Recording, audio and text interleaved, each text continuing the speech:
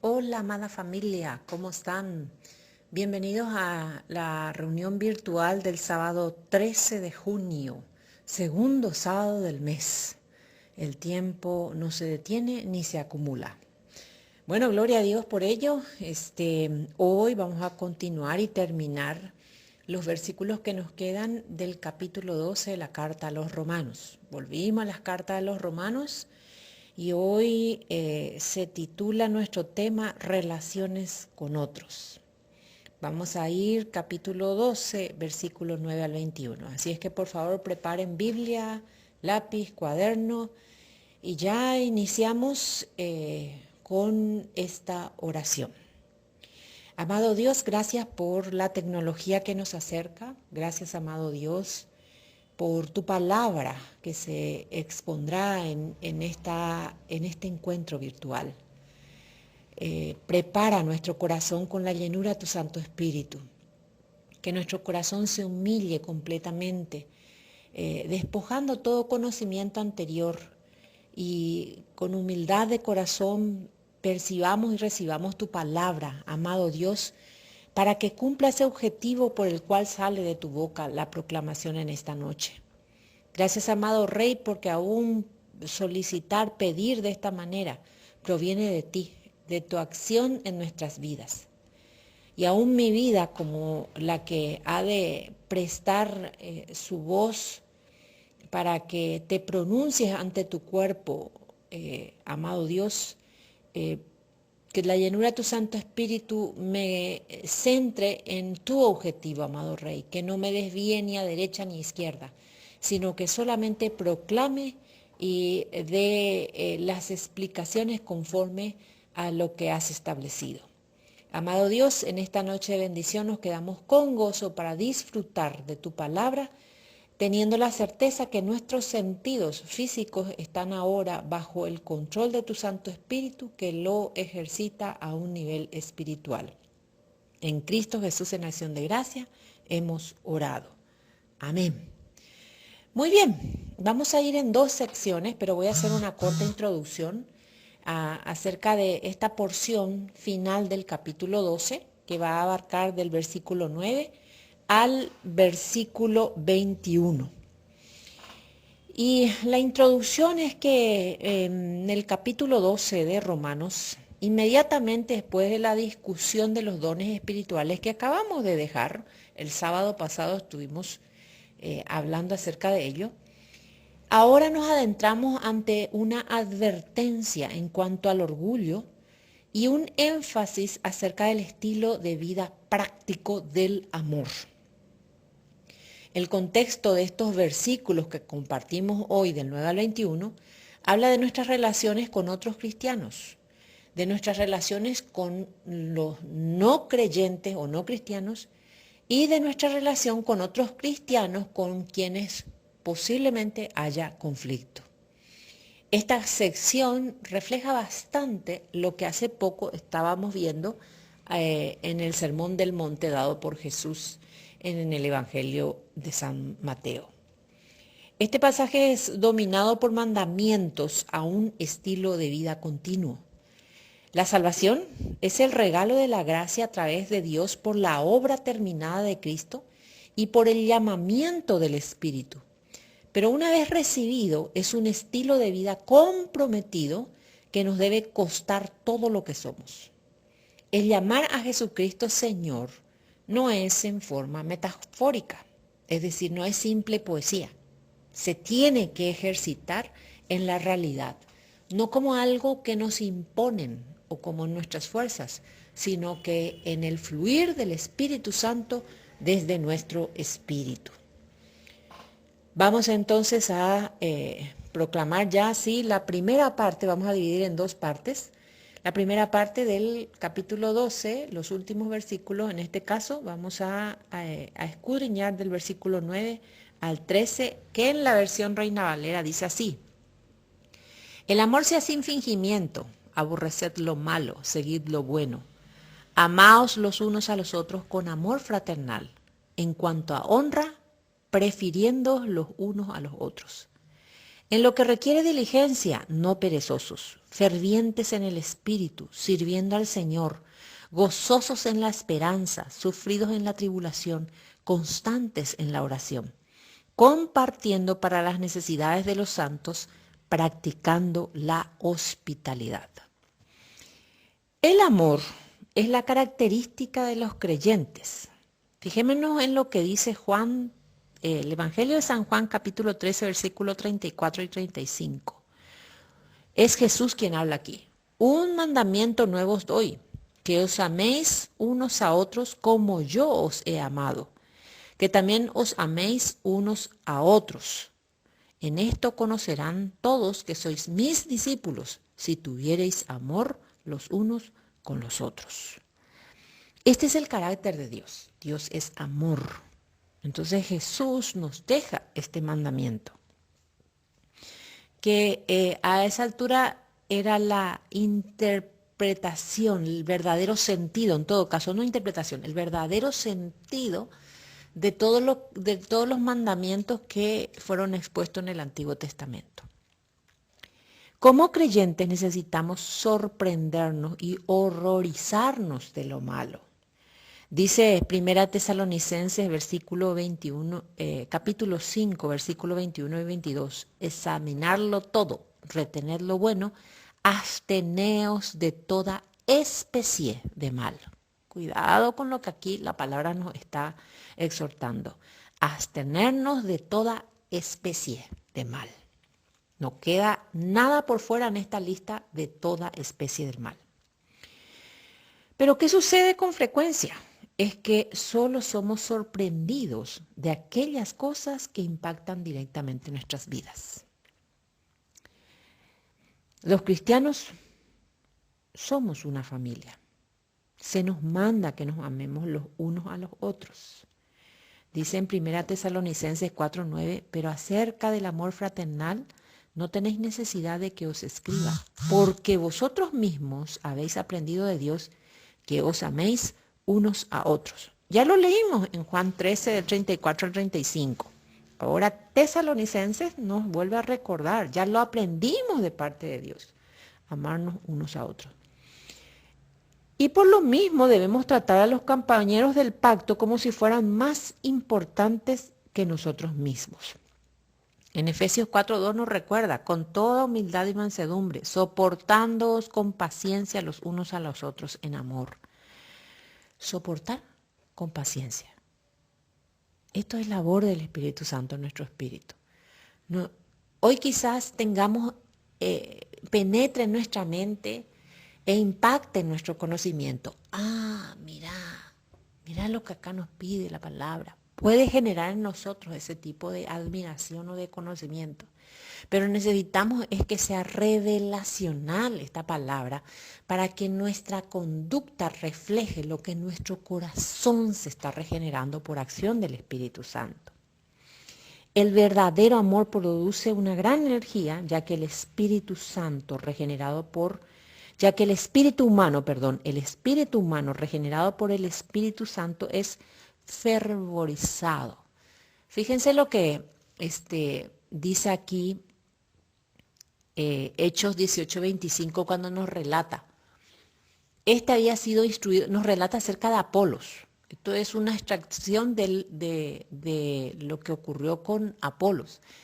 Había sido instruido en el camino del Señor y siendo de espíritu fervoroso, hablaba y enseñaba diligentemente lo concerniente al Señor, aunque solamente conocía el bautismo de Juan. En conocimiento estaba en los rudimentos de la doctrina. Pero ¿qué se le notaba? El espíritu fervoroso y con el cual hablaba y enseñaba. Estaba cumpliendo la gran comisión. Muchos de nosotros los creyentes no se nos nota ningún tipo de fervor. O sea, estos relatos en la Biblia y lo que estamos escudriñando en la carta a Romanos es que tiene que confrontar nuestra actitud actual. Estamos dentro de un contexto histórico geográfico de aquel entonces. Pero ese mismo espíritu que enfervorizaba es el mismo espíritu que hoy tenemos a partir de nuestra conversión a Jesucristo. Él no cambió, no cambia. Sigue diciendo, el servir a Cristo es también servir a su iglesia según se presenta la oportunidad. No solo es servir a Cristo, eso se tiene que revertir en el servicio colectivo, es decir, el servicio a su iglesia. Dice Juan 9:4, me es necesario hacer las obras del que me envió, entre tanto que el día dura. La noche viene cuando nadie puede trabajar. Jesús dio este testimonio. Hacer las obras del que le envió. Y hoy siendo nosotros copartícipes en Cristo, a través de la salvación que Él genera en nosotros, necesitamos tener la misma premura, hacer las obras del que le envió a Cristo que está en mí. Dice en el versículo 12, gozosos en la esperanza. Por este contexto vemos que no se trata de esperanza en el sentido de un deseo, sino en el sentido del Nuevo Testamento de un evento cierto, pero con el elemento tiempo ambiguo. Dice, sigue diciendo en el mismo versículo 12, sufridos en la tribulación. El término significa activo voluntario de firme aguante en cuanto a sufridos. Esta es una actitud de estar en un mundo caído, porque los creyentes están en un mundo caído, pero por lo mismo, el sufrimiento es parte. ¿Verdad? Dice Hechos 14:22, confirmando los ánimos de los discípulos, exhortándoles a que permaneciesen en la fe y diciéndoles, es necesario que a través de muchas tribulaciones entremos en el reino de Dios. A través de muchas tribulaciones. No debemos ni buscar la tribulación, pero tampoco huir de ella. Y en medio de la tribulación necesitamos es concentrarnos la actividad de Dios en nuestras vidas. ¿Qué hace Dios? ¿Cuáles son los atributos de Dios que podemos percibir desde nuestro espíritu? Por supuesto, la actividad de Dios. En la parte final del versículo 12, constantes en la oración. La oración es una disciplina espiritual y un don que reconoce la mano activa de Dios en la historia. Los creyentes pueden afectar al Padre de amor celestial. Dios ha escogido limitarse a sí mismo a las oraciones de sus hijos. Porque Él es majestuoso, Él es todo poder. Sin embargo, fíjense cómo se limita así porque escucha nuestras oraciones. Que la Biblia nos advierte, orar como conviene no sabemos. Mas el Espíritu Santo intercede por nosotros con gemidos indecibles. Colosenses 4:2 dice, perseverad en la oración velando en ella con acción de gracia. Necesitamos colaborar en nuestro proceso dejando que el Espíritu Santo escudriñe nuestro corazón y nos dé el diagnóstico de nuestro estado actual. Y aceptar ese diagnóstico de parte del Espíritu Santo en nuestra relación de intimidad con Él. ¿Sí? Porque la constante en medio del dolor o la aflicción en donde la ansiedad nos gana y queremos que Dios obre según nuestro parecer, pues negamos la condición de nuestro corazón. Entonces, tener en cuenta la perseverancia en la oración, velando en ella con acción de gracia. Acción de gracia. Muy importante este aspecto. Esto hace de la oración una sorprendente responsabilidad. No es manipular la acción de Dios. No es ordenarle a Dios lo que tiene que hacer. Es tener la certeza que ante su grandeza, Él para su oído como... O sea, haciendo una imagen de Dios que tiene oído, ¿verdad? Escucha nuestra oración y responde. Responde. En el versículo 13 dice, compartiendo para las necesidades de los santos. Una prioridad dentro del producto del trabajo del creyente es compartir con los demás en el nombre de Cristo.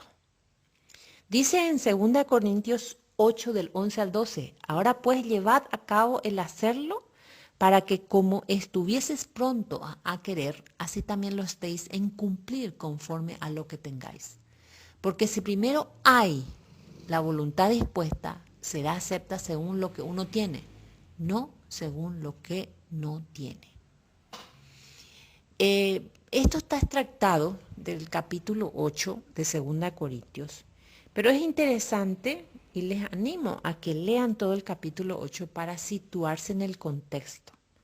Esta es una extracción en donde reafirmamos o donde nos amplía acerca de que el creyente trabaja y una de sus prioridades es ayudar a otros. Es el compartir con los demás, más con los hermanos en la fe. Es generar un esquema mental contrario a lo que el mundo nos dicta. Tremendo trabajo el que hace el Espíritu Santo al regenerarnos en esta forma de pensar. Porque recuerden, como Cristo había orado por sus discípulos y sigue vigente su oración, yo cuidé a los que me diste. En el mundo están, pero no son del mundo. Estoy parafraseando. En el mundo están, pero no son del mundo. Efectivamente, pero el mundo tenemos que nosotros, junto con lo que el Espíritu Santo redarguye en nuestro corazón, darnos cuenta qué tanto del mundo está anclado en nuestro pensamiento. ¿Sí? Y una de las cosas es que el producto de nuestro trabajo es para compartir, es para ayudar al necesitado. Esto expresa la relación horizontal de ser humano a ser humano que sucede gracias a la relación vertical de ser humano al Creador. El creyente, teniendo una relación firme con Dios, refleja en su accionar con los demás. No estoy diciendo que no va a tener tribulación, que no se va a equivocar, que no va a tener tropiezos, que no se va a enojar, que no se va a pelear. No estoy diciendo eso. Pero en medio de todas esas dificultades y limitaciones de nuestra personalidad por los conflictos, vamos a reaccionar como glorificándole siempre a Dios. Enfatiza también la necesidad de gozo en la comunidad cristiana porque el cristianismo es corporativo. De ahí el título de esta entrega, Relaciones con otros. Finaliza el versículo 13 diciendo practicando la hospitalidad. Dentro del contexto histórico geográfico, este ministerio en aquel entonces era extremadamente importante en la iglesia primitiva debido a que los hoteles de aquel entonces, los que recibían a los viajeros, tenían mala reputación. Entonces Pablo, recordando eso y siendo el protagonista de este aspecto, lo que animaba a los creyentes de aquel entonces es a dar alojamiento y alimento a los ministros cristianos itinerantes, aquellos que iban de ciudad en ciudad, aquellos que iban fundando iglesias, lo que conocemos como misioneros. Vamos a la segunda porción de nuestra entrega de la carta a los Romanos, capítulo 12, versículo 9 al 21. Ahora vamos a dar lectura del versículo 14 al 21. Y dice así: bendecid a los que os persiguen, bendecid y no maldigáis. Gozaos con los que se gozan, llorad con los que lloran. Unánimes entre vosotros, no altivos, sino asociándoos con los humildes. No seáis sabios en vuestra propia opinión. No paguéis a nadie mal por mal. Procurad lo bueno delante de todos los hombres. Si es posible, en cuanto dependa de vosotros, estad en paz con todos los hombres. No os venguéis vosotros mismos, amados míos, sino dejad lugar a la ira de Dios, porque escrito está: mía es la venganza, yo pagaré, dice el Señor. Así que si tu enemigo tuviere hambre, dale de comer. Si tuviere sed, dale de beber. Pues haciendo esto, ascuas de fuego amontonará sobre su cabeza. No seas vencido de lo malo, sino vence con el bien el mal. Cuando en el versículo 14 inicia con bendecid, es un imperativo usado 2 veces en este versículo, del cual se obtiene o proviene la palabra elogiar. Mateo 5:44 nos dice, nos amplía, pero yo os digo, amad a vuestros enemigos, bendecid a los que os maldicen, haced bien a los que os aborrecen y orad por los que os ultrajan y os persiguen. No falta nada en esta lista. Lo que falta en nuestra actitud como creyentes es prestar atención a lo que la palabra nos exhorta y en el Espíritu procurar asociarse con el Espíritu Santo y colaborar en ese proceso de regeneración revolucionario que rompe todo esquema mental. No maldigáis, finaliza el versículo 14, y esto se refiere a mencionar el nombre de Dios en oración de venganza. Fíjense, en 1 Corintios 12:3 dice, por tanto, Pablo dice, por tanto os hago saber que nadie que hable por el Espíritu de Dios llama anatema a Jesús.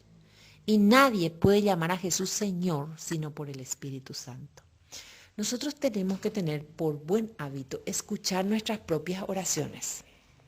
¿Cómo construimos nuestras oraciones? Y me refiero a oraciones en cuanto a cuando nos dirigimos a Dios. Es muy probable que sin darnos cuenta muchas veces hay intención de venganza en nuestras peticiones, en nuestros ruegos. Entonces tener cuidado en esos aspectos por la santidad de nuestro Dios. Dice el versículo 15, gozaos con los que se gozan, llorad con los que lloran. Los creyentes no están en competencia. Deben tratarse los unos a los otros con amor de familia. Debido al contexto de estos versículos 14 al 21, esto debe reflejar la actitud del creyente ante la comunidad inconversa, usando lo que la cultura da o las circunstancias como oportunidades evangelistas. Gozaos con los que se gozan, llorad con los que lloran. Testimonio del cristiano en su actuar, no como actuando, no como representando, sino que de unos hábitos de vida conforme al carácter de Jesucristo. Sigue diciendo en el versículo 16, unánimes entre vosotros. ¿Por qué Pablo hace esta petición? Porque debemos recordar que hay unos aspectos dentro de la redacción de esta carta que tiene como base el conflicto. Entonces Pablo, ante el conflicto que se presenta en la iglesia y en la cultura allá en Roma, hace esta afirmación, unánimes entre vosotros. Porque, por ejemplo, había discriminación entre creyentes judíos y creyentes gentiles en la iglesia de Roma. También, culturalmente, había conflicto entre las clases económicas. Y, por supuesto, como acabamos de dejar el estudio del sábado pasado, esas diferencias entre los dones espirituales que muchas veces experimentaban o se evidenciaban en desunión y contienda por causa de la competencia. ¿Verdad? Que no era tratada en oración, que no era visto como pecado, sino estaba justificado en sus acciones.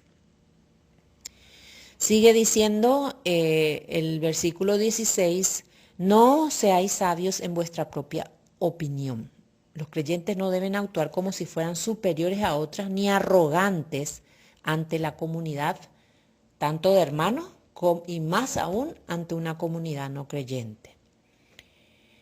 Versículo 17, no paguéis a nadie mal por mal. Depende de Dios poner las cosas en orden, no de los creyentes. Entonces tenemos que esforzarnos por recordar.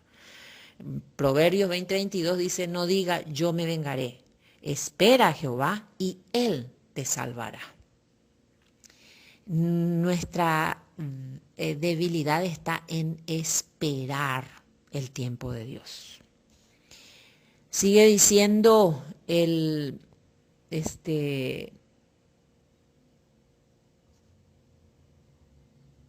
versículo 17, procurad lo bueno delante de todos los hombres. Los creyentes viven con un ojo puesto en la evangelización de los no creyentes. No debemos hacer nada que ofenda o aparte a los inconversos. Fíjense en 1 Corintios 9, 19 al 23. Largo esta lectura, pero les voy a dar rapidito. Por lo cual, siendo libre de todos, me he hecho siervo de todos para ganar a mayor número. Pablo es el que habla aquí. Me he hecho a los judíos como judíos para ganar a los judíos.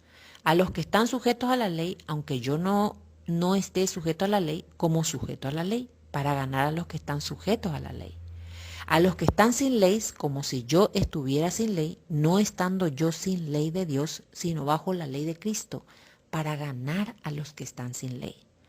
Me he hecho débil a los débiles para ganar a los débiles.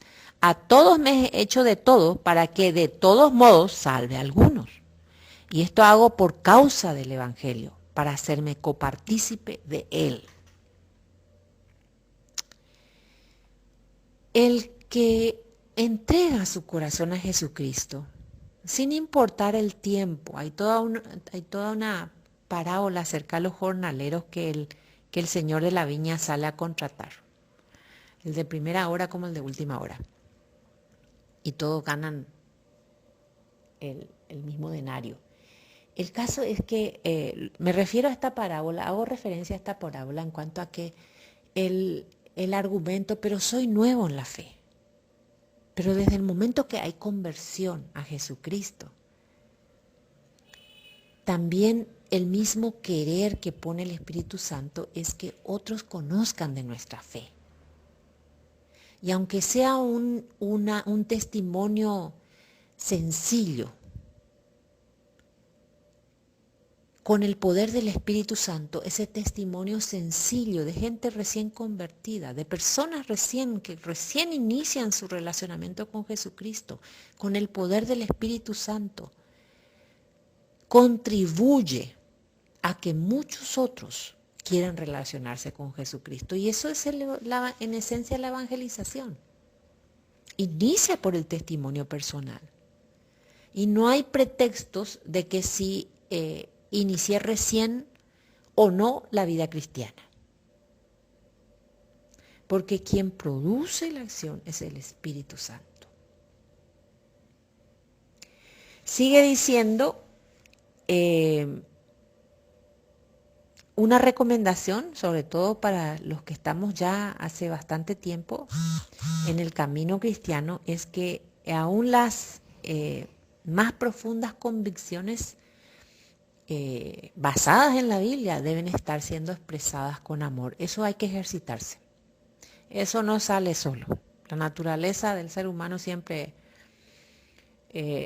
tiende hacia el pecado, hacia la autosuficiencia, hacia esos aspectos de nuestra personalidad que no están controlados por el Espíritu Santo. Entonces, dentro de procurar lo bueno delante de todos los hombres, es el poder decir las cosas o expresarlas con amor.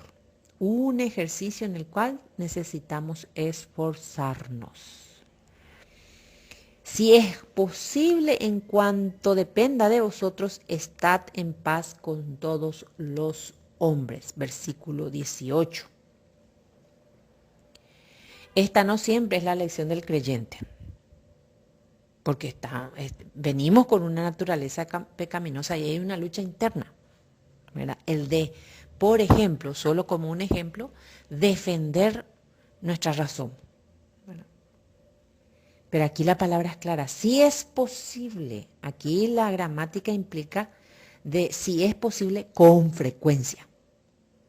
Y yo le agrego intencional. Intencional, debo esforzarme. Fíjense lo que dice 2 Corintios 13:11. Por lo demás, hermanos, tened gozo, perfeccionados, consolados, sed de un mismo sentir y vivid en paz. Y el Dios de paz y de amor estará con vosotros. Fíjense todas las acciones en donde tenemos que participar voluntariamente y consciente. Tener gozo, perfeccionados, consolados, sed de un mismo sentir y vivir en paz. Es que en la diversidad no se puede evitar las diferencias. Pero cómo expresar y vivir en armonía en medio de las diferencias. Porque todos aportan para bien, cuando la intención es hacia Cristo. No os venguéis vosotros mismos. Vuelvo otra vez a hablar acerca de este aspecto. No os venguéis vosotros mismos, porque Dios pondrá siempre las cosas en su lugar y hay un tiempo para ello. Y ese es el tiempo de Dios. Y nosotros necesitamos esperar confiadamente ese tiempo del Señor donde Él ordenará. Sigue diciendo, y se refiere aquí a un dicho, ascuas de fuego amontonará sobre su cabeza. Esta es una expresión idiomática cultural que posiblemente proviene de Egipto, lo cual significaba que la bondad es la mejor manera de convertir a un enemigo en un amigo. Y esta sigue siendo la manera cristiana de responder a lo malo. Mateo 5:44 nos dice, pero yo os digo, amad a vuestros enemigos, bendecid a los que os maldicen, haced bien a los que os aborrecen y orad por los que os ultrajan y os persiguen. Ascuas de fuego representa la vergüenza de las acciones impropias de uno. Necesitamos avergonzarnos nuestras propias, no justificarlo ni no argumentar. Avergonzarnos de nuestras acciones impropias, las cuales se nos revela a la luz del amor y del perdón, primero de Dios y luego de la otra persona eventual contendiente. Finalizamos en el versículo 21. No seas vencido de lo malo, sino vence con el bien el mal.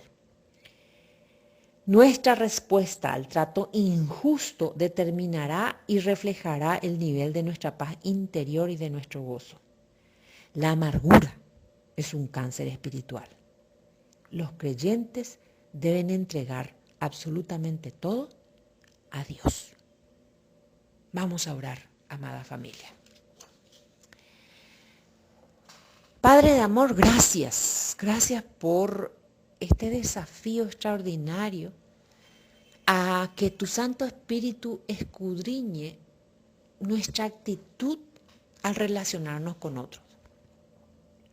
Reconocemos por tu palabra expuesta que hay muchas situaciones en nuestro corazón que desconocemos que son pecaminosas delante de ti, porque entendemos, estamos entrenados a argumentar para continuar con nuestra vana manera de pensar que nos lleva a acciones que son contrarias a tu santidad, amado Dios. Te damos muchas gracias por el redarguir de nuestro corazón a través de tu palabra pura, santa, firme, porque nos exhortas a cultivar actitudes que en primer lugar te glorifican, como hijos tuyos que somos. Y nos das el camino a seguir bien claro acerca de cultivar estas actitudes en nuestro corazón. Gracias, amado Dios, porque nos alienta tu palabra. A la par que nos redarguye, nos alienta, nos consuela, nos impulsa, amado Dios, a amar la santidad. Genera en nosotros mayor necesidad de que tu Santo Espíritu siga obrando el carácter de Cristo en nuestro ser. Y al ser confrontados por tu palabra, el generar arrepentimiento de nuestros pensamientos y de las actitudes consecuentes a esos pensamientos que generan mal, generan sentimientos y aún acciones enmascaradas de venganza. Perdónanos, Señor. Perdónanos. Y he aquí nuestro corazón para que sigas tratando, santificando. Y que muchos otros cuando nos vean, aún palpen esta lucha interna, amado Dios. Porque no necesitamos más guardar imagen, amado Rey. Entonces cuando aún palpen esta genuina y sincera lucha espiritual, para que sea Cristo siempre en nosotros, quieran conocer y relacionarse con el Cristo que nos rescató, el Cristo que nos regenera, el Cristo que nos santifica y el Cristo que nos lleva a enraizarnos cada vez más en tu corazón. Te alabamos, te bendecimos, te glorificamos, te damos muchas gracias. Con gozo en esta noche de bendición nos quedamos para seguir disfrutando de tu presencia. En el nombre de Cristo Jesús, en acción de gracia, hemos orado. Amén.